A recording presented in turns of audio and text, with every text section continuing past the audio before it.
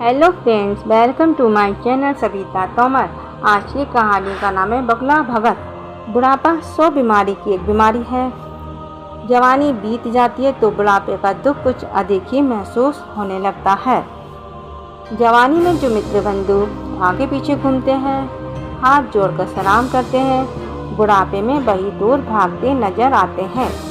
यही हाल उस बगले का था जो सारा जीवन तालाबों में से मछलियाँ, केकड़े आदि निकालकर खाता रहा।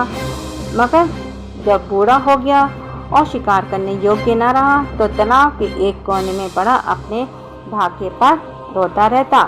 एक दिन एक केकड़े ने उस बूढ़े बगले को रोते देखा तो उसके मन को बहुत दुख हुआ।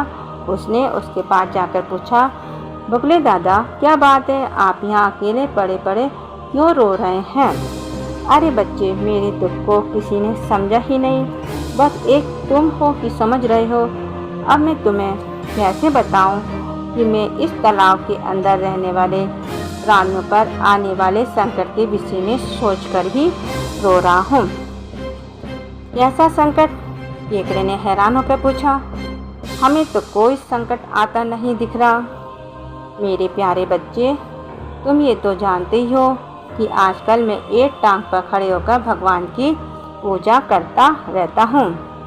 हाँ जानता हूँ मामा, बल्कि रोज आपको देखता भी हूँ। बस भांजे, कल ही भगवान ने मुझे बताया कि कुछ दिनों में इस तालाब का पानी सूखने वाला है। तुम तो जानते हो कि हम प्राणियों के लिए पानी कितना आवश्यक है।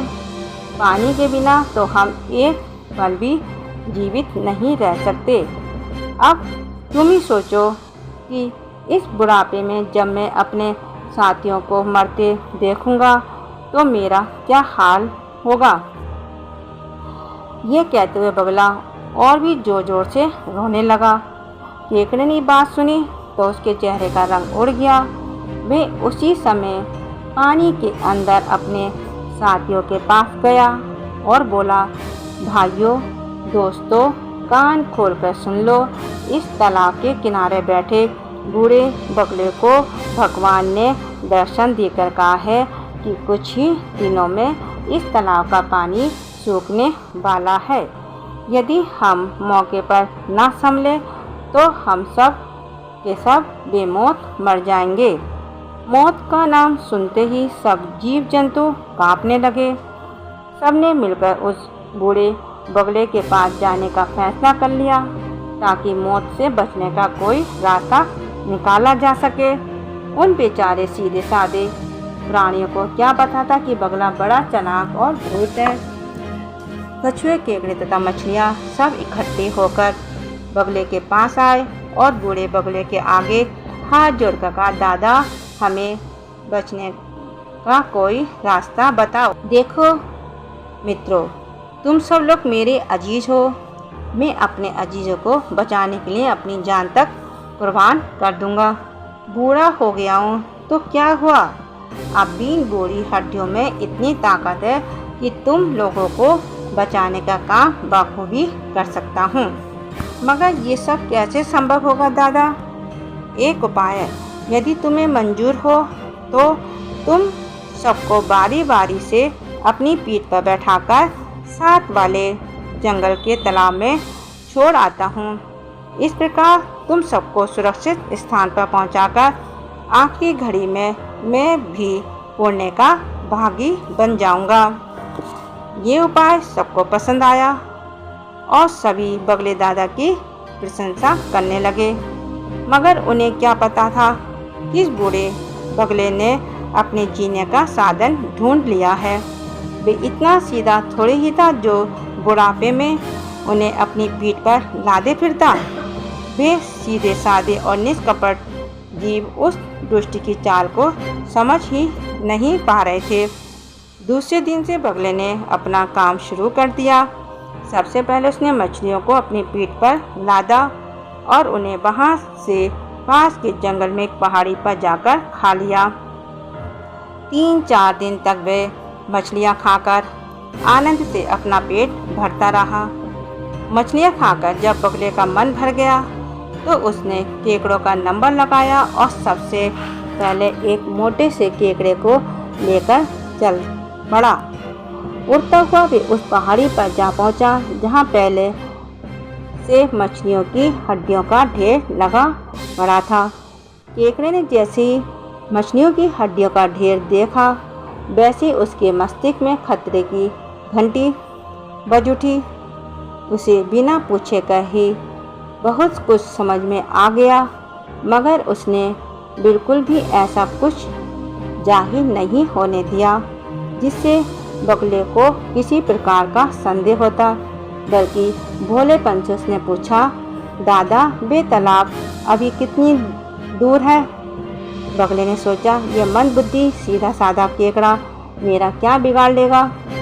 अब तो मैं इसे तालाब से बाहर निकाल ही लाया हूँ, अब इसमें वे शक्ति कहाँ है, अतः इसे सच्चाई बताने में भी कोई हर्ज नहीं है। तब वे अकड़ कर बोला, अरे ओ केकड़े, तू क्या समझता है कि मैं तेरे बाप का नौकर हूँ जो तुम सबको अपनी पीठ पर लाद कर एक से दूसरे तालाब तक पहुँचाता रहूँ। मैंने तो ये सब नाटक पेट भरने के लिए किया था, क्योंकि इस उम्र में मैं किसी जीव का शिकार नहीं कर सकता, इसलिए मैंने तुम सबको पागल बनाकर अपना उल्लू सीधा किया है और करता रहूँगा। आजकल चालाकी और हेरा फेरी से ही काम चलता है बच्चे। अब स्पष्ट हो गया कि ये बगला हत्यारा है, इससे जान बचाना सरल नहीं, परंतु फिर भी उसने साहस से काम लेते हुए अपनी जान की बाजी लगाने का निर्णय कर लिया। उसने सोचा कि यदि मैं मरूंगा तो इस बगले को भी साथ लेकर मरूंगा, इससे मेरे बाकी के भाई बंधु तो बच जाएंगे। ये सोचकर उसने बगले की गर्दन पर जोर से काट लिया और साथ ही उसकी सांस की नली को भी पंजों से लहूलुहान कर दिया। दर्द के मारे बगले के गले में एक चीख निकली और चीखते हुआ वे बोला, अरे अरे ये क्या कर रहे हो, छोड़ो। वही कर रहा हूँ जो तेरे जैसे धोखेबाज और पाखंडी के साथ करना चाहिए। यदि अपनी जान बचाना चाहते हो तो मुझे इसी समय मेरे तालाब पर वापस ले चलो, नहीं तो जान से मारकर ही दम लूँगा। अब बगले के सामने और कोई चारा नहीं था। वे केकड़े को वापस उसी तालाब पर ले आया। केकड़े ने अपने साथियों को इस बगले की काली करतूत के बारे में बताया तो एक भारी कछुए ने उसे पानी में घसीट लिया और सारे जंतु मिलकर उस बगले पर टूट पड़े। उस धोखेबाज और पापी की जान लेकर ही सबने शांति की सांस ली। प्लीज़ मेरी कहानी को लाइक कीजिए, शेयर कीजिए, सब्सक्राइब कीजिए, कमेंट कीजिए। Thank you.